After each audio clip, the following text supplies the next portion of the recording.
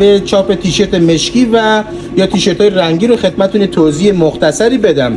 ببین دوستای گلم، این طرح میخواد بیاد روی تیشرت پیاده بشه و چون زمینه مشکی هست این رنگ روی این نشون داده نمیشه. پس ما توسط این پارچه های نرم که چسبندگی بسیار قوی داره به تیشرت میچسبه، اول ما روی اینا چاپشو میزنیم و بعد پرس میشه روی لباس. حالا مشکی میخواد باشه یا آبی باشه، قرمز باشه، سبز باشه، در کل رنگ‌های مختلف. اما چاپ تیشرت ملانج یا همون توسی خودمون یا سفید نه، مستقیم روی پارچه روی لباس چاپ میشه.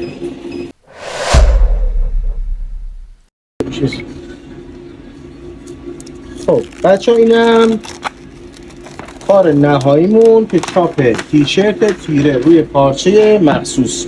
قابل شستشو و با ضمانت کنده هم نمیشه، انقدر نازکم هست که مشخص نمیشه، در حد ضخامت یه دستمال کاغذی میمونه.